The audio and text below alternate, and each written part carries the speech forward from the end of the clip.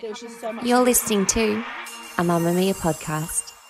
Mamamia acknowledges the traditional owners of the land we have recorded this podcast on, the Gadigal people of the Eora Nation. We pay our respects to their elders, past and present, and extend that respect to all Aboriginal and Torres Strait Islander cultures. From Mamamia, you're listening to No Filter, a podcast where people speak candidly about their lives and aren't afraid to be vulnerable. I'm Mia Friedman, and I don't like the word vulva. It's not to say I don't love my actual vulva. I obviously do. I guess I do.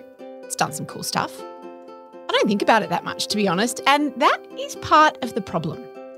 If you have a vulva, for example, did you even grow up calling it that? I didn't. My mum, a feminist, taught me to call it a vagina, and that's the word I taught my own kids. There are penises and vaginas. Today, you're going to meet a woman who's mad about vulvas. She loves them, and she uses the word at every opportunity. She's even turned vulvas into a well-paid job, and vulvas have made her a little bit famous. So if you've ever thought to yourself, is my vulva normal? Or what the hell is an outie? Ellie Sedgwick is here to set you straight.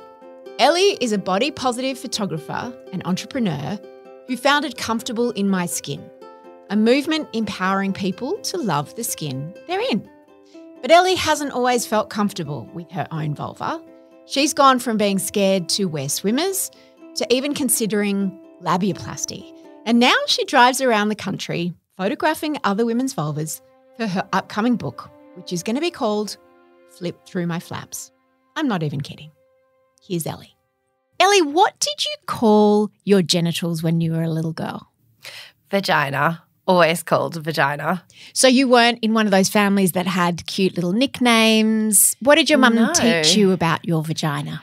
This makes me feel a little bit sad, but my mum wrote me a message about a year into Comfortable in My Skin, and she actually apologised. She said, I'm so sorry that I didn't teach you the correct terminology, vulva, because I obviously speak about that so much, about how we should call it the right thing. And I had just done a post about what do you wish your parents and school taught you when you were 14. And my mum read it all and she felt really bad because she's a very sensitive, loving lady. And she was like, I'm so sorry that I didn't teach you what all vulvas look like, and wrote me this big message about it. So she was always very lovely, but she just didn't call it a vulva herself. Do you remember when you first became aware of even having one? Or that girls and boys had different bits? I remember the first time I was insecure about it, definitely, was in high school, and I got a note from someone saying, do you have an innie or an outie? After I realised it was a vulva that they were talking about, I realised that mine was maybe different. Was that note based on anything? Like, it's not like everyone was walking around with no pants on. No, it was just this little boy behind me in class, and he just scribbled it with pen and tapped me on the shoulder and gave it to me. And I don't think I was even sexually active then. So it was definitely not aimed at me on purpose. It just was the start of my insecurities. And I'd never heard that terminology, certainly when I was a kid, about the idea of innies and outies. I grew up on the northern beaches, and it's very much beach culture, and I surfed my whole life, and so I was always hanging out with big groups of boys, and I was out the back and would often hear the chat about the girls they'd slept with the night before. And I do speak about this a lot, but two of my best friends growing up have had labiaplasty, one when she was 16 and then again when she was 18, and then another one had it when she was 18. And so I think that there was something about the boys we hung out with maybe, and the girls, that there was like this ideal way that your vulva should look. Mine, you can see it when I wear a bikini, and I photographed 400 people now. So I do know I have quite distinct labia, and you can see it when I wear a bikini. And there was just jokes said that made me feel really sad growing up. You said that your friend had a labiaplasty when she was 16. Yeah. Was this the 90s or the 2000s? How old are you, Ellie? I'm 32.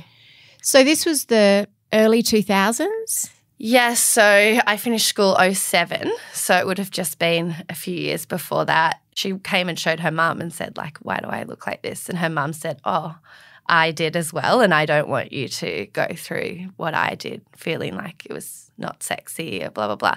And took her and gave her permission, and she doesn't regret it at all. She's actually happy with her labiaplasty. But we always laugh and say, imagine if we all had have spoken and they only came forward and told me because I'm comfortable in my skin, or else no one else knows. Because it's not something that girls spoke about as teenagers. Not really. I mean, it's definitely changed now. You can look on social media and find so much cool vulva diversity awareness. Yeah. But I think when we were growing up, and probably the same as you, a lot of my friends' mums, when I started Comfortable in My Skin, were like, what? They all look the same. What are you doing? What do you mean? And they all had that kind of response.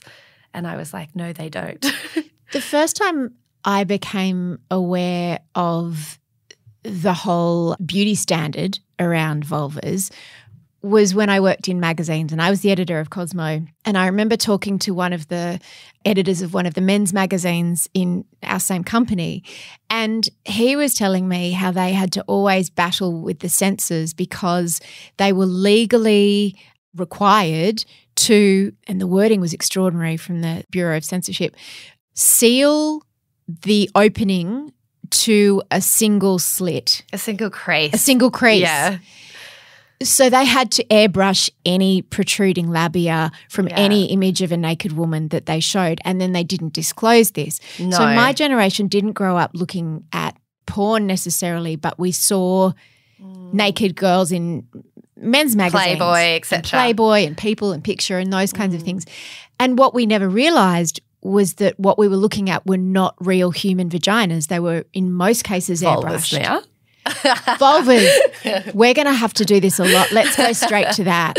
What I was going to say just quickly about that is that a lot of sexologists, and you see a lot of people talking about this currently, saying that porn is the reason why so many people are insecure. But I personally, and this is just speaking from my personal opinion, I'm the same as you. I had never watched porn growing up, and so I don't blame the porn industry. And I think that now especially there's so much amateur porn, you can find anything online. And so I don't actually think that that's where a lot of the insecurities are coming from.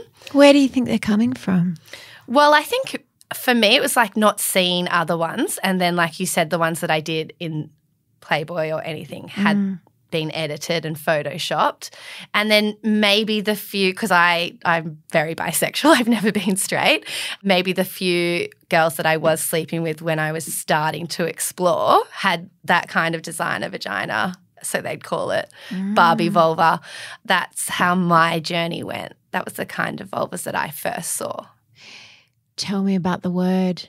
Ellie, I can't say it. I just don't like it. Vulva, you don't like it? I don't like it. And I've been pulled up on this for so many years now, and I call them the vulva police. I'm a vulva police. The vulva police, of which you are a proud card-carrying member. Tell me why I don't like the word, Ellie. I don't know why you personally don't like it, but it took me, I've been capturing vulvas for 4 years now, and it took me about 3 years to start saying it. And then now I can't not pick up on it. Like if I hear anyone say it, it's just, I think because my whole world is pussy, just like vulva, vulva, vulva. And so I'm so in tune with it. As soon as someone says vagina, it just tingles me. I'm like, it's vulva. It makes me angry because there's such a big lack of education. Well, yes, I always thought that schools. vulva was the name for labia or for your fleshy bits. Like to me, it's a very fleshy word. Yeah. But can you explain the difference between a vagina and a vulva for those who are playing at home? Well, the vagina's the canal, so it's, you know, where the inside. The inside, yes. Can't see it from the outside. Tampon goes in. Babies the come sex out. Toy, baby comes out. Yeah, and then the vulva's everything on the outside. And so many people are using the wrong terms, having no idea, and that's because we're not educated on our bodies, that part of our body. Like we just missed out on that. There's so much information on penises and everything else, but just not vulvas. So it's like as if we were calling a penis a scrotum. Yeah, or exactly. a testicle. Exactly. Why is that misinformation there?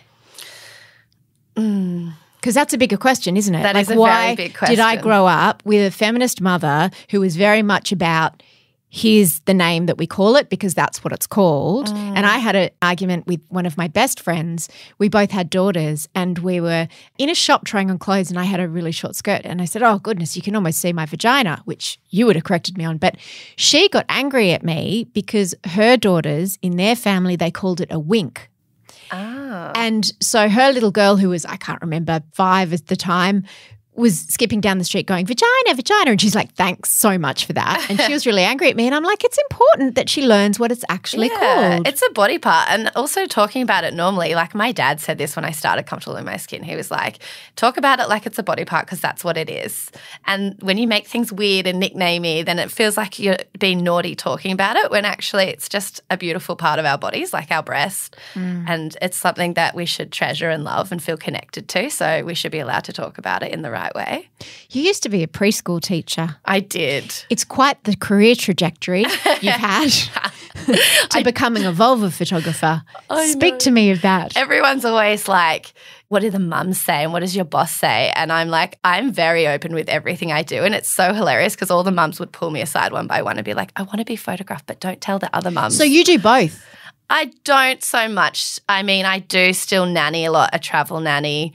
So I sometimes go back and drop into it because I do genuinely love hanging out with kids. It's so much fun. But I do prefer hanging with the vulvas. Naked people capturing their vulvas. Whose was the first vulva that you saw other than your own? The first vulva I ever saw was Ella, my best friend, and we were quite best friend. With benefits? With benefits, yeah. And so, yeah, I'd say hers was the first I saw. We had a lot of fun. And what did you think? I remember thinking, like, why does mine not look like hers? That's what I remember thinking. And then hers looked like a Barbie doll that I'd always played with when I was younger, and I was like, oh, my gosh, I've got too much skin down there. Yeah, I'd say that's where a lot of the insecurity started. Thanks, Ella. But you didn't say anything to Ella. Was Ella the one that got the surgery? No. Okay, so you didn't say anything to Ella and she didn't say anything to you? No, well, this is the problem with vulvas is because it's such a taboo topic. I never told anyone except for my sister. And then I went travelling around in my early 20s around Europe and I came back. And I remember sitting in the park with Nikki and I was crying. Your sister? Yeah, because I just slept with someone and I was like, what if they tell what I look like? And I was like really upset. I used to do this thing where I would honestly cry with people when I was sleeping with them. So sad for the person I was sleeping with because they'd be like, what's wrong with this girl? That's so sad for you because you were self-conscious. I was so self-conscious of my vulva. And so then Nikki said to me, there's this thing called labiaplasty and I think you should get it because it's been so long now of you being worried about this part of your body. And so that's when like my road led down to going to cosmetic surgeons in Sydney.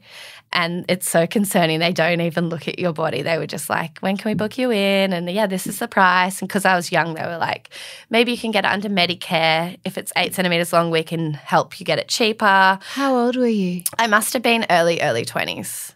And then when I went to finally have the surgery done, I went to India because I used to babysit in India on and off for 6 years.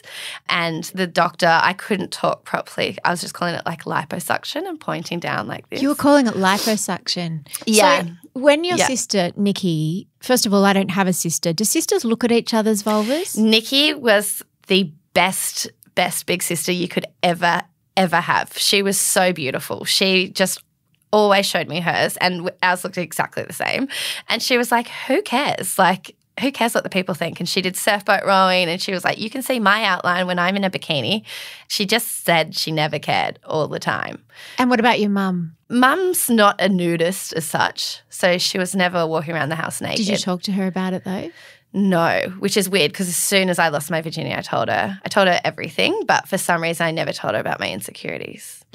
So your sister didn't want to get labiaplasty herself, but no. Nikki obviously knew that it existed. Yes. And suggested it to you. Little did you know one of your friends or two of your friends had already had it by that stage. Yeah. And so then I ended up in this horrible situation with a cosmetic surgeon in India and he was like with a yellow highlighter drawing on my legs because he thought I wanted my legs liposuction. I was going to say, I don't think – I'm learning a lot already about what my vulva is, but I don't think it involves my legs. And then he said after a while I was very awkward and I said, I mean like here, not my legs at all.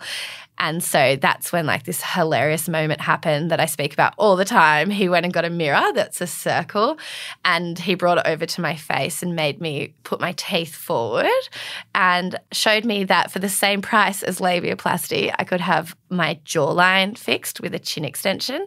And he was like, everybody sees your face and only people you love see your vulva. And I was like, wow. But yeah, I went in with one insecurity, came out with two. Did you leave, Ellie? I got yellow Post-its with all the prices, like of what a chin extension would cost and what labiaplasty would cost and how long the bruising would be if I had to go back to work for a chin extension, all this weird stuff.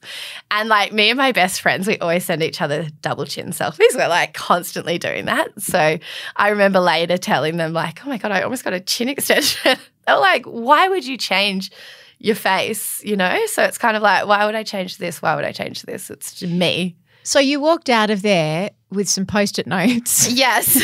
But no body alterations. No body alterations, which Did is it like make you think again? Made me think again. He said to me, have you seen other vulvas? Because I don't think you need this surgery. And I think I'm quite a natural earthy girl. You know, I see beauty in everyone. And I think I was quite shocked that had even considered doing my face. I don't know. I just think it was lucky that he put so much pressure on like fixing everything. Wow. So it's like what he restored to you in your self-esteem about your vulva, he tried to take away with your face, but you just didn't pick up what he was putting down. Yeah, I did not at all. And I also picked up, he was like, you need to go and see others. And so then like you need to go and see other vulvas. Vulvas, yeah. This idea started where I should photograph heaps. And like it's really interesting because a lot of my girlfriends remember me one night at pizza in Manly being like, oh, you know, like how cool would a book like this be? And this was like years before I started, but they didn't know about my insecurities. And then when I actually did this Facebook post in 2018 saying I'm going to create a coffee table book, flip through my flaps and I'm going to photograph 500 vulvas, and they were like, I remember you talking about this for years, but I never made it about me. I was just like, how cool would that be? Just to see reactions. Because you were still uncomfortable. I was still very uncomfortable. Yeah. And is that when people started to go, oh, actually? Yeah, that would be really cool. I'd love to see what other ones look like. But then you heard like also the jokes as well that were quite nasty. Do you think that the word flaps, can we reclaim that?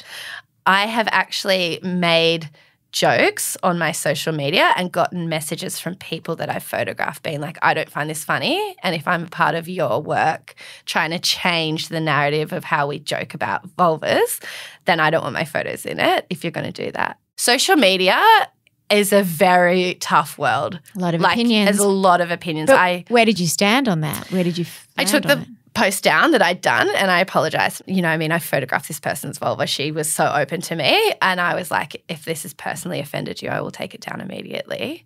But I do push the boundaries a little bit, I think, because I find humor helps for me. Oh, and yeah. I think it's like you can say funny things as long as you just talk about it. I talk about all taboo topics and I drop a bit of humor in so that it's comfortable for everyone. Do you remember the first man who saw your vulva? I do.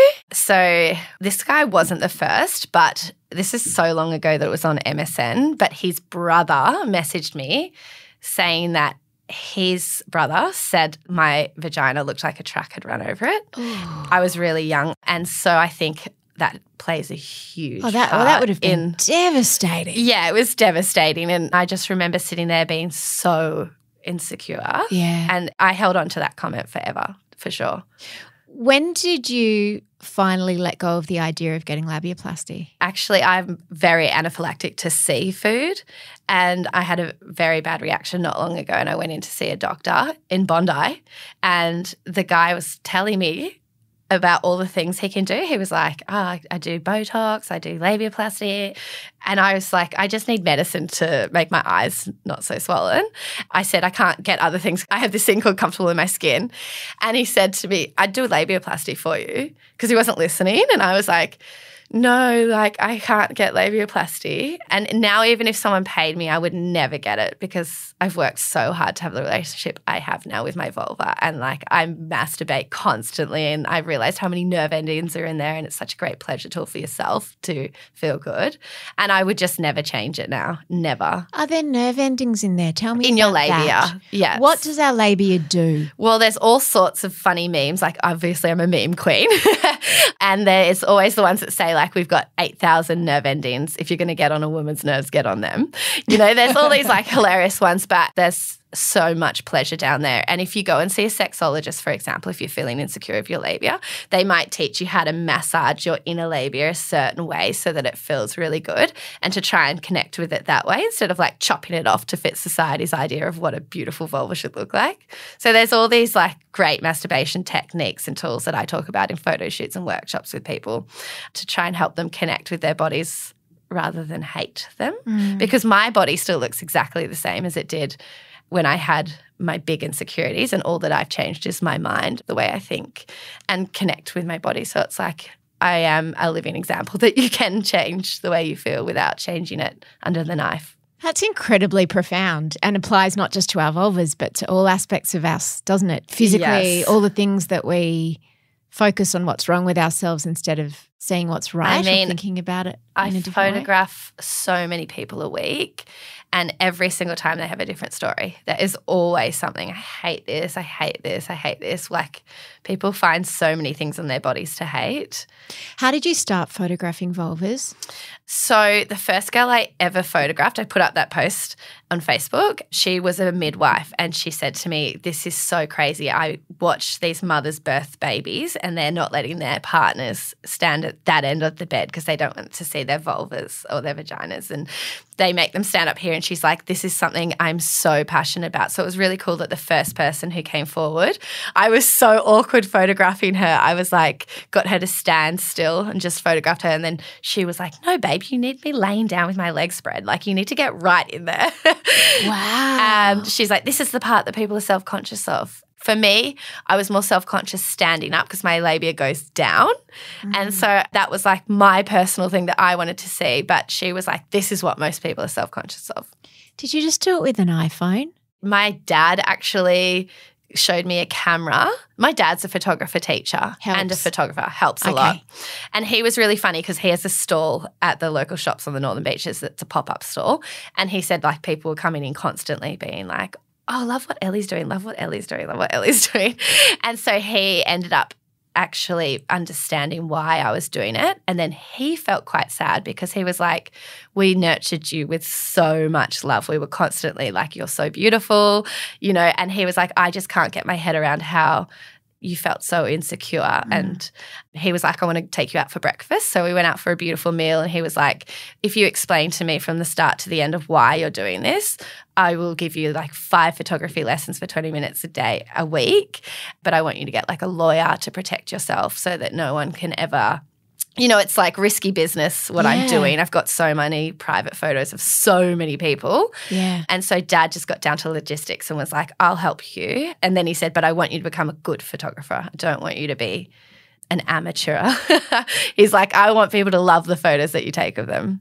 It's interesting what your parents said because it's something that a parent can't really reassure you about. Like your dad telling you you have a beautiful vulva when you're a little girl is just not I think because thing he's that you so want. earthy and canoes and abseils and, you know, hates makeup and that kind of stuff. And he just thinks every single person on this earth is beautiful. Like every time I have a friend over, he's like, oh, you guys look so beautiful even if we're in our pajamas. Like he does not see ugly in the world. For women, we learn about our bodies, unfortunately, by comparing them to other women's bodies or by watching how other people react to our bodies. Yeah. And then, of course, like you and I have said women so many times, but there's just people with vulvas. It's a whole big world. We've got to try and use the right names for everything. And well, that's a whole other conversation, because there are women who have vulvas and then there are non-binary people who have vulvas. So I'm trying to include all of them in the project as well, photograph 2 transgender women, and it's incredible hearing their stories. So the first trans woman I ever photographed came over at 9 a.m. and I told her that the photo shoot was going to finish at 2, and she was having the best day of her whole life. Like, she could not leave my house. She was like, just one more minute, like one more shoot, because she was so proud of her vulva, and she just had the surgery. And most time when I photograph people, they apologise. They're like, oh, I'm sorry if I smell, or I'm sorry if I'm sweaty. And she was just standing there pointing, being like, how beautiful is it? How beautiful is it? How good does it look? Like, capture me like this, capture me like this. She was so proud of her vulva. I'm Mia Friedman, and you're listening to No Filter with Ellie Sedgwick. When people come and book in to have their vulva photographed, is there a commonality in why they come? There is. There usually is. It's very often a comment that's been said in high school. That's why eventually, once I bring out the book and everything, I want it in high schools. And I would love to personally go and speak to high school students, because I'm like, you don't know the damage you're doing to people. Like, it doesn't have to even be about the vulvas, but I just want to get in there and be like, be kind, because one comment that's a throwaway in the bedroom can ruin someone's life forever, and their sex life, which is so important, and it should be something that should be celebrated. So, yeah, it's often a comment, and then there's about 10 topics that people come forward for. So there's obviously I say obviously because I'm so used to it, but do you know what vaginismus is? Very well. I don't have it, but there are many women that I work with who have vaginismus. Yeah, so the first time I ever photographed someone with vaginismus was actually my PA, Jasmine, and it's often got a lot to do with a religious background or religious upbringing, so shame around sex or trauma. So her in particular was a religious upbringing, and so then the night of her wedding, when she went to have penetrative sex with her husband, she couldn't get it in. Because it just the muscles completely contract. Closed. So you can't put in a tampon, cucumber, whatever you want to put in there. It hurts so much. They often say it feels like burning. But the thing is she'd heard that sex was painful. And so they kept trying and because there's no education about vaginismus or hardly any education about what sex should be like at schools. I know it's changing for sure. It used to just be like, don't do it. And so she tried for ages and then went to see a pelvic floor therapist, which if you're having painful sex, go and see someone because they can help you so much. They use little dilators to put tiny ones in and then teach you how to relax the muscles in your vagina. How would you find one of those? You can reach out to me and I can connect you to people for sure, but go see your local GP and they'll connect you. Women come to you because they've got vaginismus and they're trying to… Well, every single photo shoot I say, like, why are you here? And then after a while, because I've been doing it for so many years now, I have found out how many different topics there are. And then what I do is I create a support network group on Instagram for all these topics. So like Lynch's sclerosis, bacterial vaginosis, reoccurring thrush, herpes. I just created my 40th herpes group chat. I have a group chat for literally everything. What do you mean? So if someone comes to me in a photo shoot and says like, I have reoccurring thrush, I just cannot get rid of it. I'm like, okay, great. I've got like 5 groups on Instagram of people that have the exact same problem. So I can put you in there and you can talk about what helps, maybe natural remedies. So you're like the vulva whisperer or the vulva matchmaker, like in Fiddler on the Roof, but with vulvas. Yeah, well, I have the most engaging Instagram you've ever met in your life. Like it just never, ever, ever stops. And so I have so many people that feel comfortable in that space. And every day I get a message being like, I've just been diagnosed with genital herpes is a very common one. But whatever it is, they know that I'll be like, oh, no worries, I've got a group for that. It's like a joke on my Instagram. So women come to you to be photographed like because they've got a recurring thrush or a herpes diagnosis? And they might just want someone to talk to about it. And so when I do a photo shoot, I have 6 people in every group. And so it's a group experience. It's a group experience. How did that come about? Because I imagine at first you only did one vulva at a time. Mm-hmm. And then I was trying to teach at the same time and I'd have one day off a week. And so then I was like, would have so many people wanting to book in. It's high demand. You would never expect it, but I have so many people trying to book in. And then I started realizing that when I was putting in 2 or 3 girls or people together, they would be like, oh, yeah, this has happened to me. And then this has happened to me. And then they'd be like, I did this to solve that. And so I was like, this is so beautiful watching people connect and share their stories and what healed them. And So I started being like, it's actually better when there's a bigger group. And when they get to the photo shoot, are people naked in front of each other? Are some people more shy? Like you must have noticed a way things tend to go. Like do people start off shy and then they're walking around with no pants? So I can pretty much, without exaggerating, tell you that every single photo shoot I've ever done, someone has messaged me being like, I don't want to be naked in front of someone else. Can I go into another room to do my shoot? And I always say yes. And then it's not just like they come in and they get naked. Like we usually do 2 hours worth of workshop activities. And then after that, I say, okay, who wants to be photographed first? And then that person has never kept their clothes off and put them back on. And so it's every single photo shoot they come back naked and they all stay naked. And I can't explain how I do it, but I create a very safe space and it's a slow process.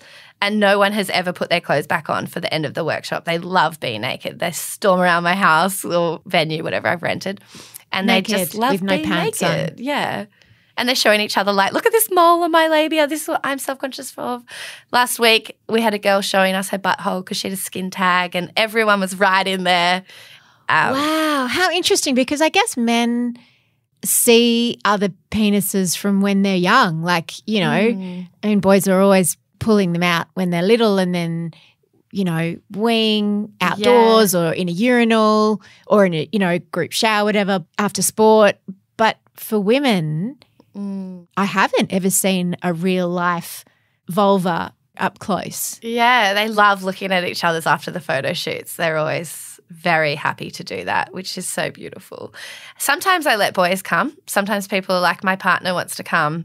Is that okay? And I'll check with the group, and if it's okay, then our partner can come. What group would say it's okay for a if it's man a to be small there? group, or if it's like people that know each other and then they're like, can I bring my partner? I wish people could see my face. My face is just like, okay, so I'm getting my vulva photographed and then there's going to be other people there that I don't know and I don't know the photographer and also someone's bringing their partner. No problem. It hasn't happened for maybe 2 years that a partner's come, but there was a while there where people were like, can I bring? But also some men are just beautiful and want to learn anatomy, and I have men reach out to me being like, I love what you do, and if I can be part of it in any way, shape or form, I absolutely will. So I think it's really natural for us to lead down this path where we're like, oh, they just want to see, but sometimes boys do just want to learn. And like a lot of the stuff I teach is like, you know, connecting with your pussy and having good sex isn't about technique, it's about being comfortable. That's why it's called Comfortable in My Skin. And so many guys are like, I want to learn to be a better lover, Ellie. And I'm so happy to spend time with them and teach them what I know because, you know, I feel like I do have a world of knowledge and I want to share it. So men shouldn't be able to miss out on that too. That's so true. And, you know, I think that your book is going to be so brilliant because I was going to say as mothers, how do we teach our sons and our daughters that the vulvas that they see in porn, which they're going to see a lot of, are not necessarily natural. They've often been surgically enhanced, or else the women who go into porn are more comfortable because they look a certain way. Yeah. How do we teach our kids about the diversity of vulvas? Exposure, like what you said, in a safe way. So when I lived in Manly, I had all the photos printed out on Polaroids and they were along every single bit of my wall. Like there was just vulvas everywhere. And obviously, because I said to you before, I'm a preschool teacher and I would nanny all the time, and I would always speak to the mums and be like, you just have to know that if your child comes to my house, they're going to see a whole lot of vulvas. And I've had so many beautiful experiences with kids that are like 8 being like, look, this one's hairy. Like, what colour pubes do you think you'll have? And they love it. They giggle and they're like, oh my gosh, like I've got red hair. I've got this beautiful video of this girl and she has red hair and her mum has red hair. And she said, I think I'm going to have red pubes like my mum. And her mum was like cuddling her. I should show you the video. It's so gorgeous. That's gorgeous. And so I just think it's like normalising it in a really safe space. Yeah. And just like leaving flip through my flaps on the coffee table for them to look at when they're ready, and maybe when they're alone and they feel comfortable and they want to just flip through it. That's what I needed when I was younger. I'm just creating what I think would have helped me. When you talk to straight men about vulvas, what do they tell you? It depends if they're alone or in a group, or it depends on like… Speak about that. I think that when they're one-on-one, they're often like, where's the G spot? Where's all the pleasure points? Like, So they want to know how they can be better. How they can pleasure a girl more. Definitely. They're very inquisitive. And so that's when I'm sort of like, well, it's all about communicating because I can speak for what feels good for me, but I'm not going to be able to speak for what feels good for the next person you sleep with. So I love having these kind of conversation with my male friends just to be like, it's okay to ask. But, you know, sometimes they don't even know what to ask for. So are you bi at all or? Am I? Yeah. No. Not yet. Not yet. I notice when I have sex with a woman compared to when I have sex with a man, it's so different. In what way is it different? For example, my ex and I, when we had sex, it would be like a 4-hour magic thing of like, you know, it wasn't even foreplay. Foreplay was the sex. Like we would have. That sounds very tiring, Ellie. No, but we'd have oils. We'd be blindfolded, for example, and we'd have oils just smelling them and like putting them behind our ears and have amazing music playing and like starting with the body massage. And it was a huge like tease. And then I find when I have sex with men, not all men, they're on top, wham, bam, thank you, ma'am, roll over, go to sleep, no aftercare. Mm-hmm. Whereas with a woman, hate to generalize, but we'll lay in bed kissing for so long after either of us has orgasm and be like, you know, debrief, how was that for you? Did that feel good? I loved it when you did that. And then the next day, oh my gosh, remember when you did that? It felt amazing and the communication just feels so much better. So I love explaining this to my straight male friends, being like, talk more, ask what they want. Yeah, right, because I was going to ask, in straight sex, the male orgasm is kind of like the definitive end point usually, or that's certainly what we've been led to believe, you know, in everything that we've always seen in popular culture. But in sex between two women, it's not that. Absolutely There is no end point. And once you've orgasmed, you can still, I don't know why, but when I have sex with a guy, again, I'm just speaking from me personally, they so often just finish and they're done. And I'm not even close to done because as a vulva owner, often we take a way longer time to climax. And it's like they just don't even care about your pleasure. And I'm like, hey, I'm not at all finished, you know? And so many people think that they can't orgasm. I have groups for that as well. They tell me all the time, like, I've never had an orgasm. And I'm like, well. That's sad. That's sad. And you can. There's nothing wrong with you. Sometimes people do find it really hard. But I truly believe that we can all have really great, pleasurable sex. And sometimes it's not done in like the way that you see in porn. It's done in like really slow, gentle, activating all the senses or you know, whatever's your blue erotic print, like maybe kinks what works for you or senses. You know, it's just everyone has a different way to get off and you just need to find what it is. I wanted to ask you if there's a difference in the way queer women and straight women feel about their vulvas, because I interviewed Sophie Keisha and she had a labiaplasty. She was always very conscious of her labia. She hadn't seen any other labia except her sisters because she'd have baths and she had 3 sisters and they didn't have outies and she did. And she was always self-conscious and it was uncomfortable when she was wearing clothes or riding a bike. And she said now that she's queer and she's seen a lot more vulvas, she wishes she hadn't done it because she realises that she wasn't as, quote mark, abnormal as she thought. This is exactly what I said to you. It's just a lack of seeing them. Like it's not even if you're queer or straight. It's like how many you've seen, in my opinion. Like that's why I just plaster this everywhere. Like go on my website, look at it. I don't know. I had someone do something incredible for me once. They said to me after the 3rd time we'd had sex, like, why are you so self-conscious of your vulva? Or I think he said pussy. And I was like, I'm not. And he was like, no, you are. Like you stand with your hands like covering your pussy in the shower and you walked backwards to the bedroom and dropped your towel. Like you've put yourself in so many positions so I can't see you. It didn't matter if it was a boy or a girl that did this to me. It's just someone that's like self-aware. I was going to say very self-aware that he noticed and aware that. of like the person that he was sleeping with. And I just like cried more than I've ever cried in my life. And he was like, let me just see what you look like. And for me, that was so healing. And so I think it's kind of like if you're lucky enough to sleep with someone that's having conscious lovely sex and that wants to be there and wants to make you feel good. And then he went to so much effort to make me feel like beautiful because he could realize I was self-conscious. And then following that, I have had really nice partners that are women that do similar things. And so I just think it doesn't matter if you're straight or gay. It's just whoever you're sleeping with, try and sleep with people that are lovely if you can. The people you know who've had labiaplasties, have you photographed some?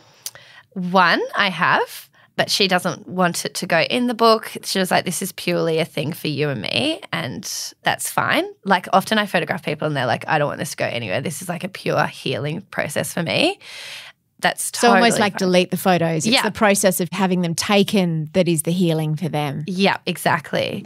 And then the other one, she's very keen to be photographed, but I just have not got round to it. But she's still very, very self-conscious, even though she's had this surgery.